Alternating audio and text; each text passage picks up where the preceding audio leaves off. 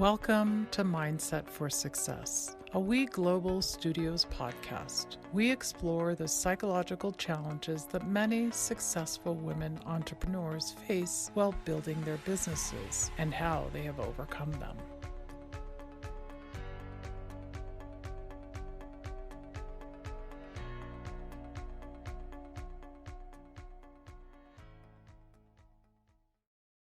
I'm your host, Dr. Leslie Knutson, and I'm excited to welcome to today's show Amber Furiman. Welcome, Amber. Thank you so much for having me. I'm excited to be here. Amber Furiman is a recovering perfectionist and serial accomplisher. She knows firsthand the pain that comes with chasing accomplishments with the false belief that stuff equals success. Owner of Furiman Law, host of the More Than Corporate podcast, and creator of the Design Your Life Mastermind, Amber is dedicated to helping people design and live a life they love. Thank you so much again, Amber. Can you start by sharing with our listeners a bit about your growing up in a small rural town in the U.S.? Yeah, absolutely. I grew up in a super small town, about 1,200 people, so when you think small town, think less than what you're thinking. It was amazing. I think I took it for granted for so long because it was so simple. And we had this amazing ability to go outside and didn't have to worry about a lot of things that people have to worry about in the city. Also, it was a farming community. So on top of that, we had just this idea of hard work was just bred into us. Even though I didn't grow up on a farm, it was constantly around me. And there were just so many amazing values that were instilled because of the way that I grew up that I don't think I realized until much later in life. Mm-hmm. What would be some of them that you kind of look back on and say were very much part of your mindset to be an entrepreneur? I think one of the biggest ones is the ability to step back and just be grateful for the little things that I didn't realize other people didn't see as normal, like being able to go outside at night, sit down, look up and see the stars, being able to just unplug and relax and do that in a way that was extremely peaceful. It still amazes me when I talk to people now that I'm in Vegas that have grown up here their entire lives, and I talk about going outside and it just being pitch black and the relaxation of being able just to look up at the stars, that they've never had that experience. Mm-hmm. I've always said, as we've gotten into morning routines and meditation and breathing exercises, that I've never been one to meditate. And then I realized that my form of meditation was just different than others. My form of meditation, we have this belief that these things have to be a specific way. And then I realized that all the things that people get from meditation, from breathing exercises, from gratitude exercises, I got from camping and being under the stars and, a campfire with family and all of those things. But we try to fit all that into a box. Mm-hmm. Mm-hmm. Let me ask you this. Looking back on becoming an entrepreneur in law, of course, by founding your own firm, what can you tell us a little bit about how you found your calling to be an entrepreneur in law? Yeah, I think my actual calling came years later when I got back to the idea of just being a support for people and helping people. The idea of law school, as you mentioned in the intro and we talked before, really came from this belief that if I accomplished enough stuff, that all of the pain and trauma that I didn't want to deal with in my life was going to disappear. And so law school is more of a survival technique for me, a survival mechanism. When I was finally working as an attorney, I was running myself ragged. I was putting everything else on hold to focus on working these 60, 70, 80-hour weeks with the expectation that a six-figure income and a law degree would make it all go away. Mm-hmm. And when I got that six-figure income and a law degree, it obviously didn't go away. Mm-hmm. And I had to reevaluate my life. And I wanted to hit the reset button and go back to bartending and figure out what I wanted to be when I grew up. Mm-hmm. And somebody said to me, you should open your own law firm. What do you have to lose? If you're going to let this all go anyways, then why not try your own thing for a little bit? And if it doesn't work, then you're in the same spot you're in now. Mm-hmm. And I remember thinking, I've never wanted to own my own business. This is an awful, awful idea. But they're right. Mm-hmm. And it was the best decision ever. And why were they right? I mean, obviously, there was so much that was different about business ownership and entrepreneurism that I had not experienced previously. All I had in my head was my mom telling me growing up, you want security, you want safety, don't be an entrepreneur, you don't want to have to worry about paying yourself. And that's what kept repeating in my head. Mm-hmm. When I started my law firm, I realized the amount of freedom that came along with that, the ability to live life on my terms, the ability to decide what cases I wanted to take and what cases I didn't want to take, and make decisions that affected my life instead of showing up, working for somebody else, busting my ass, and then getting to a point where I got to live my life after that. It became this work-life personal harmony Mm-hmm. that I think we all strive for, that is a conscious decision every single day. And I realized that that's much more achievable when you're in complete control. Mm-hmm. Mm-hmm. Mm-hmm. Let me ask you this. There's also the sense that you were able to recognize that nobody's perfect and that you can kind of not go so hard on yourself or be so critical. How do you think that you got to that place?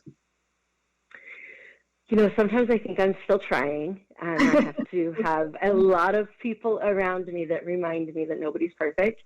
And I also think it's funny because my coach and I were just having this conversation, and she says, you've been using the word clarity a lot. And I said, well, yeah, I need clarity. And she says, do you realize that clarity is just a perfectionist way of trying not to say the word perfect? I'm like, well, crap. So I think that it's, again, an intentional, conscious decision to say, okay, imperfect action, move forward. You realize really quickly, though, as an entrepreneur, that if you wait for something to be perfect, it's never going to launch.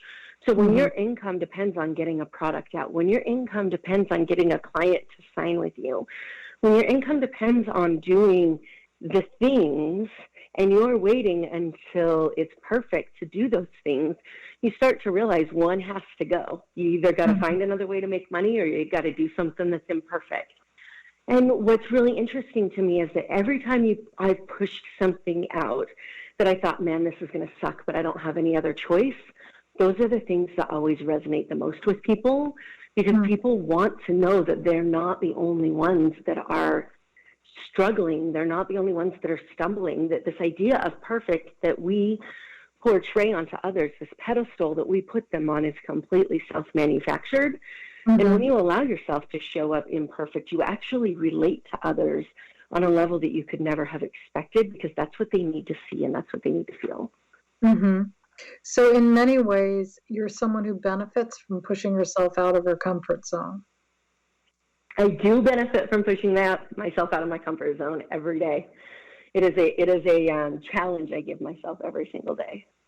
And that you've been doing since you were real little. I mean, you left a rural area to go off and do your own thing, opened your own business. And where do you think that comes from? In essence, you take risks.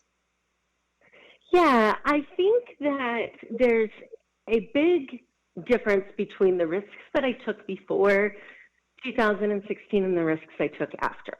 Because the risks that I took before 2016, they didn't seem like risks to me. They seemed like necessities. If I want to have the life that I want, I have to do this. If I want this pain to go away, I have to do this. So the the consequence that I had created in my mind was worse than the fear of the action. In 2016, when I had my little meltdown because my world didn't get better, and I started obstacle course racing and started intentionally pushing myself out of my comfort zone for things that did not necessarily relate to getting to a particular place so that all the pain goes away. That's when I started actually pushing myself out of my comfort zone as a choice. Before that, everything that I accomplished, I was in survival mode. After 2016, it was finally choosing to be uncomfortable and choosing to live life on my terms. And being able to take those risks made you feel confident, or you were confident to take those risks? Yeah, it definitely increased confidence, and it increases your confidence in all areas of your life. So when I'm working with my clients and when I'm working with new entrepreneurs, I always tell them, go out and do something new. It doesn't matter whether it's work related. It doesn't matter whether it's business related. Go run a marathon, go run an obstacle course, go volunteer somewhere that makes you, that maybe you haven't volunteered at before. Go meet people you haven't met before, because our brains aren't capable of conceptualizing information. So what happens is when you convince your brain you're strong enough to do something, it's like, oh, I can do it. And then all of a sudden that bleeds into other areas of your life. And that was the unintended result when I started racing obstacle course races, is that my business came shortly after that. About a year after that, it was like, oh, I've been afraid of this for so long. But if I can do all of these things, then I can also do this. So pushing ourselves out of our comfort zone is so important. Would you consider yourself someone who has always fit in? No, I would consider myself somebody who never needed to fit in. And so then I was flexible enough to be able to fit in multiple situations, if that makes sense at all. No, actually, I didn't have a click. Say that again, because I mean, it's interesting. I mean, I kind of get it. Say it again. Yeah, I mean, I didn't have a clique of people that I hung out with. I didn't have one single group of people. I could bounce around between the religious people I grew up in a very religious town, so I could bounce around between the religious people. I could bounce around between the people who didn't go to church. I could bounce around between the jocks and the smart kids, and all of these little cliques I could fit into. And I think the reason that I could do that is because I didn't feel like I needed to fit in with any of them. So I could just show up. Like there was no peer pressure to do things that I didn't want to do. I was very clear on what my goals were, and I was going to hang out with who I wanted to hang out with and do the things that I wanted to do that would lead me closer to my goals. And I was not willing to sacrifice those for peer pressure. And I didn't realize until I got older just how much that was ingrained in who I am and who I was as a kid, until I looked back and really thought about it. And my mom and I reflect on it. And she'll say, I was waiting for you to come home and tell me that you got drunk or you got high or you got pregnant. And it just never came because you didn't care. I didn't date in high school. I wouldn't have gone to prom if a friend hadn't basically forced me to go. It just was never important to me. So I stayed true to the things that were important to me, and that allowed me to fit in with different groups. And has that been a comfort or sometimes also difficult to be true to the things that are important to you? It's been both. It's been a comfort for sure.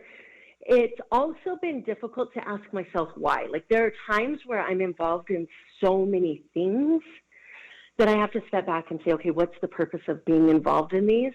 I'm one person. I only have so much energy and time and effort to give. And I need to decide which ones are actually going to move me closer to my goals. So there comes a point in time where you're involved in too much, and then you got to step back and say, okay, what do I really want to be involved in? And kind of readjust. You actually talk about how being a lawyer is the right fit for you emotionally, as you're not paid to take on your client's emotions. Is that part of what you're saying? Yeah, I think so. I love the law. I don't know that I always love practicing it. I do love the law, though. But it's the result that I get from my clients. It's the moments that I know that I've given a client a peace of mind, or I know that I've kept a family together.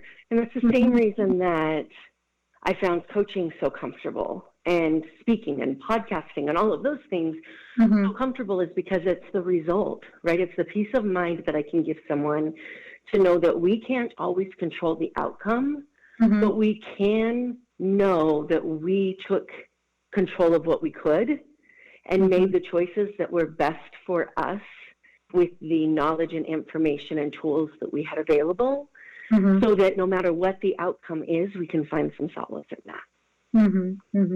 Which is, I think, something that you've consciously or unconsciously lived by since a young woman. Yeah, I think originally it was very unconscious, and now it's a choice that I choose every day. Some women entrepreneurs have difficulty asking for what they think they deserve.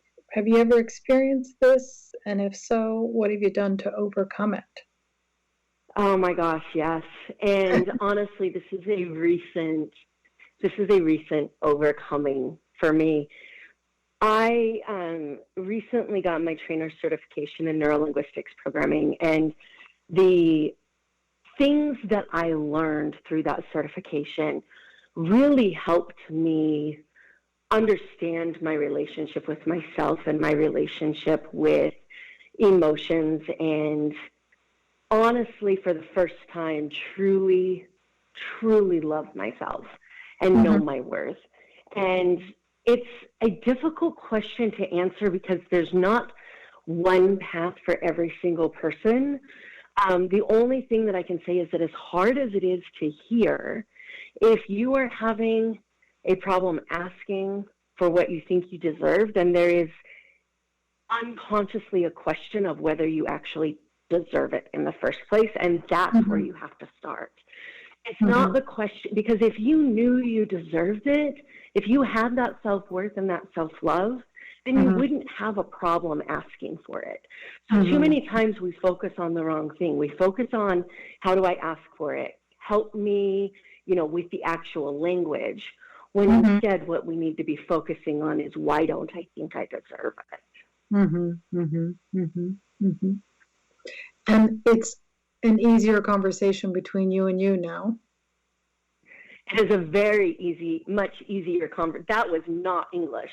It is definitely an easier conversation between me and me, because the boundaries, it's really interesting. When I think back on my life, I know that there were always these bright lines that I wasn't willing to cross. And they were who I am and what I deserved. But because my self-worth was so low, I was willing to lose certain parts of me in relationships and in business situations until I got to that point that said, this is a line I won't cross. And what I've learned is that the more I respect and value and love myself, the closer that line actually gets. So it's no longer like I morally won't do this. It is now, this is not in alignment with my goals and what I want, and that is completely okay. And the other person's response to me saying that that's okay is not my responsibility. And once you really, truly, we can say it, but once you believe it, it's a game changer for your life.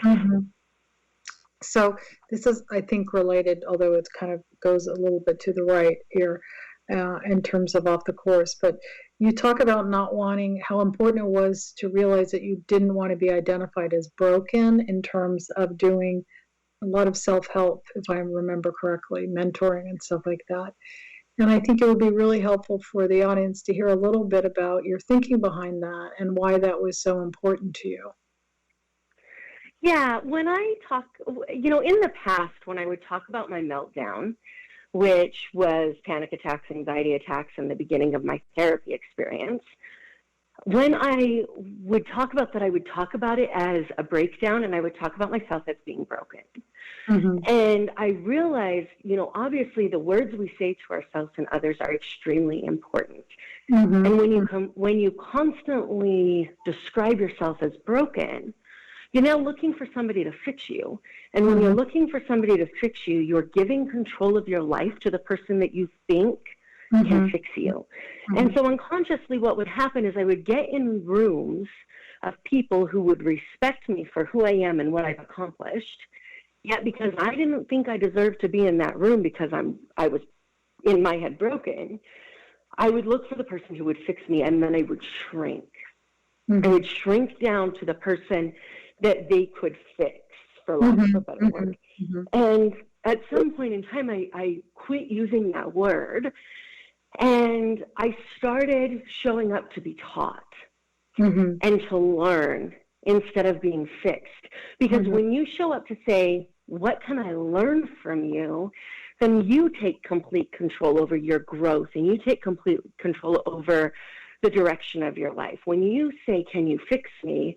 You're a hands-off approach, and somebody else has all the control. And then when your life gets better, and this was the mistake I made for a long time, when your life gets better, you give the credit for your life getting better to the person that you think fixed you, instead of taking credit for yourself for doing the work. So whenever my clients thank me, and they're like, thank you so much for changing my life, I immediately make sure that they change their language, because I didn't do it. I helped them find the tools. I helped them find the resources they need. I was a guide for them. They did the work. And we need, especially as women, we need to take responsibility and own how amazing we are in taking control of our life and the things that we do. And we need to stop giving control of that to the people around us. That's great. I really appreciate that. I think that's helpful for the people who are listening to us. Let me ask you one last question, which is, has your upbringing made it harder or easier for you to master a mindset for success? Oh, I feel like this question could go both ways. However, I think in the long term, the answer is easier.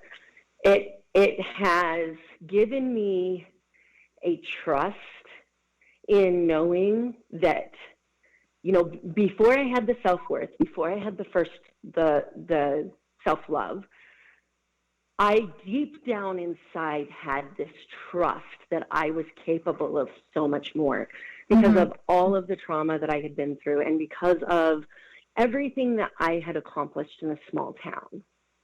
Once I got the self-love, I didn't have to look so far for the self-trust. But what would happen is, once I got to that point where I felt like it was all falling apart, I would find that trust to move forward. And now I don't have to fall apart to know that the trust is there. Great. Thank you so much. Can you let us know, our audience, where they can find you online to learn more about you? Yeah, absolutely. Probably the best way to find just a concentrated way to get a hold of me is on my podcast website. It's morethancorporate.com. From that website, you can find my podcast, of course. You can also find links to any coaching or masterminds, and you can book a call with me if there's anything that you want to discuss. Okay, great. Thank you so much, Amber. I really appreciate your time today. Thank you for having me. I appreciate it. This podcast is brought to you by We Global Studios, the first startup innovation studio and digital DIY startup platform for women entrepreneurs around the world. For more information on our guests, this podcast, and many other female founder programs, please visit weglobalstudios.com. I'm your host, Dr. Leslie Knutson. Please drop me a line at mindsetforsuccess@weglobalstudios.com. See you next week.